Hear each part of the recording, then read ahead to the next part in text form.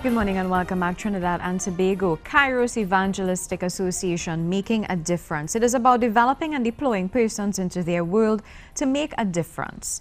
They are a set of they are on the part of creating a culture of compassion as based on biblical standards. And with us, we have Kairos Evangelistic Association leader himself, Anderson Mohammed. Good morning. How are you? Good morning, Verna. Good morning, Trinidad and Tobago.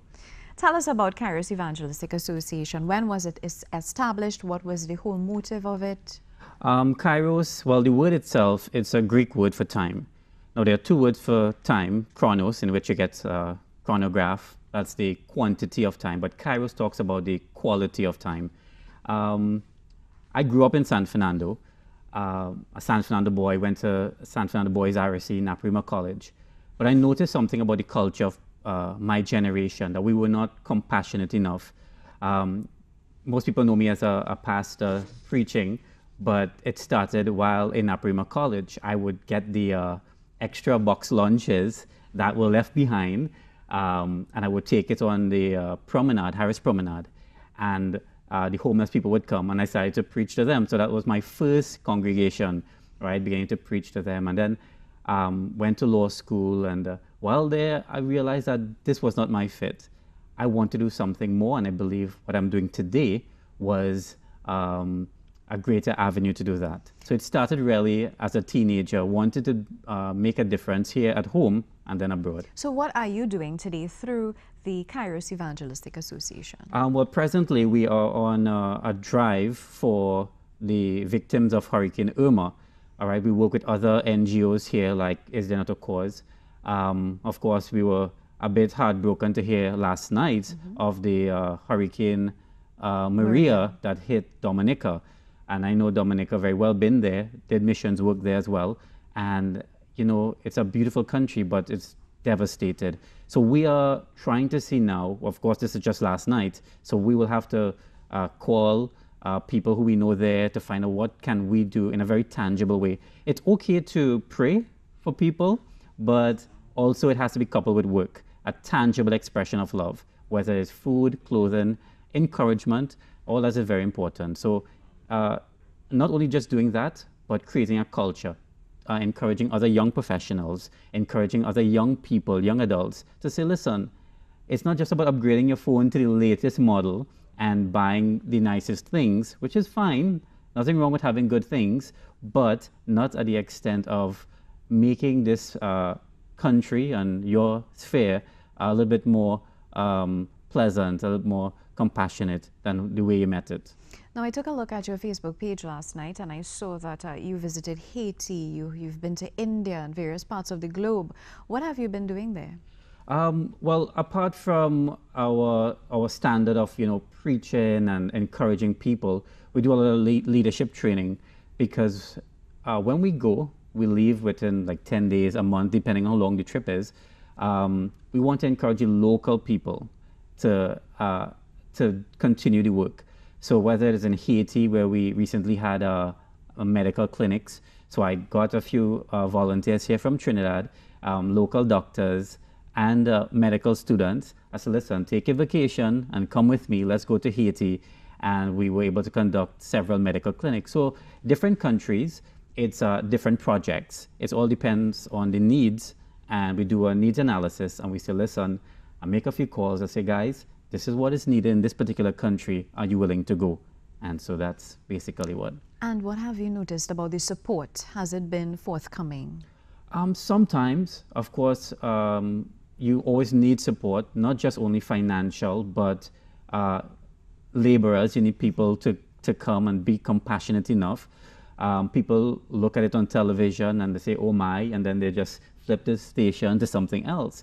But I want to create this culture of compassion, a compassion that moves people to action, not just say, well, look at the newspaper, or poor people in Dominica, poor people in Haiti, poor people in Cedros in Trinidad, and let's see what's in sports. All right.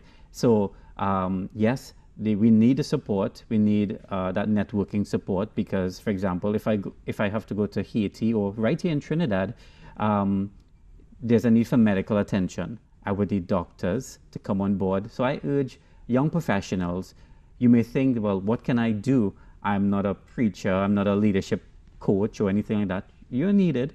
An electrician, sometimes a senior lady's house may have some problems. Simple things we can do to show compassion.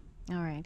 Now, you spoke a lot about the word compassion and being compassionate. And Yes. when it is that you go out to those less fortunate among us, and you said that you bring with you a message to them, apart from giving them something physical, whether it is a plate of food or a bag of groceries.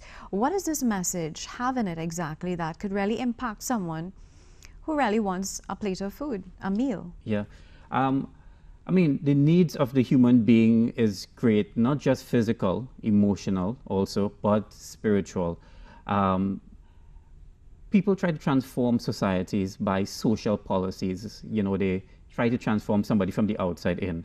But I believe the gospel of Jesus Christ is the only thing that can transform a person from the inside out. So we can have programs for young people, sporting programs, that's fine.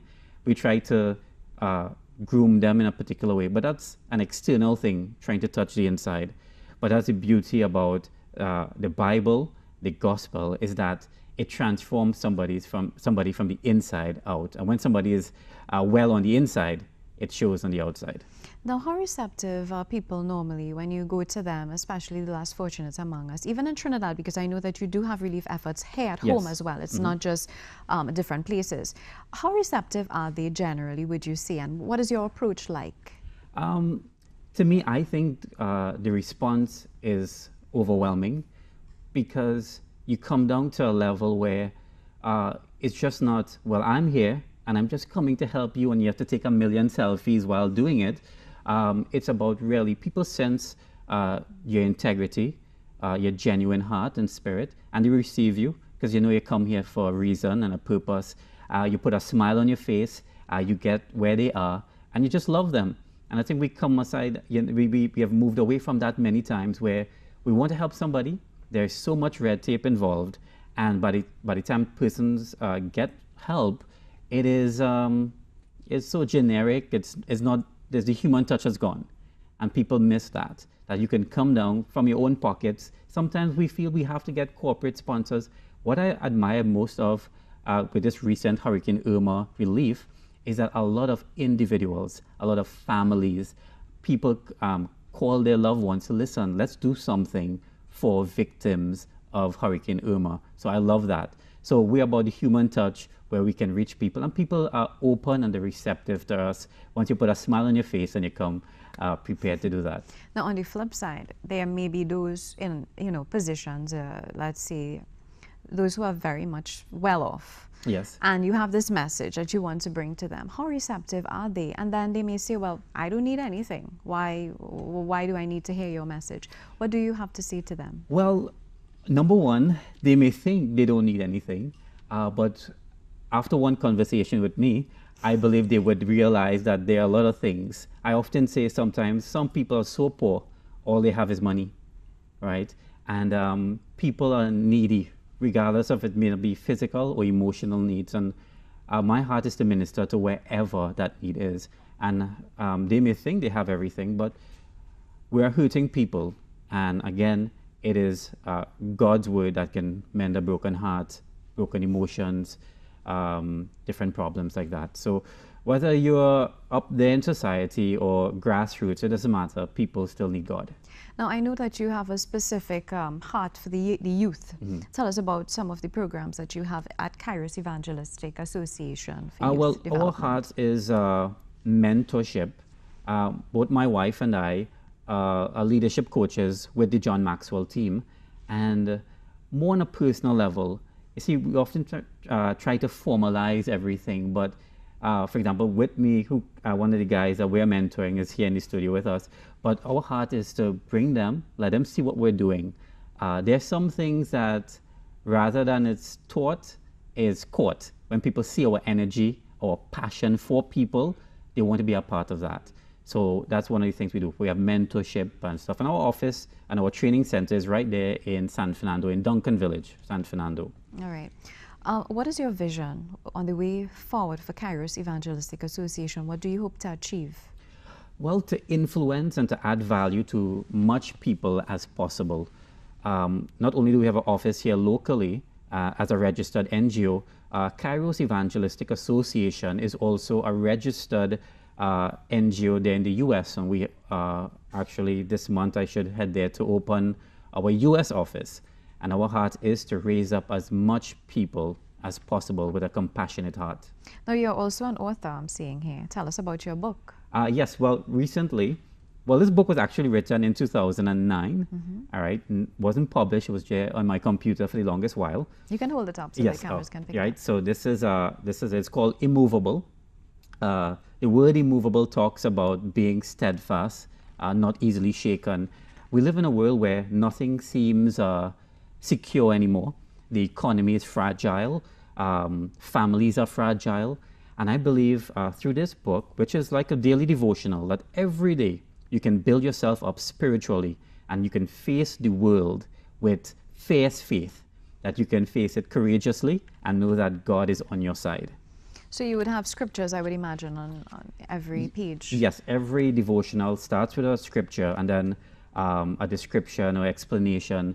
And it's very practical. It's different from most books in that it talks about little things that go unnoticed, like the way you speak to people, the way you address certain things. It's practical things that I love. Like, for example, one of the titles is Jealousy Kills, right? You can flip through here and there's so many practical teachings that will bless you. And it's quite a fairly good sized book. You can read one chapter every day. That'll take you almost to the half of the year, right? And so I believe it will bless a lot of people. Of course, it's available on Amazon. The ebook is there available, and in Trinidad it will be available in about 2 weeks' time.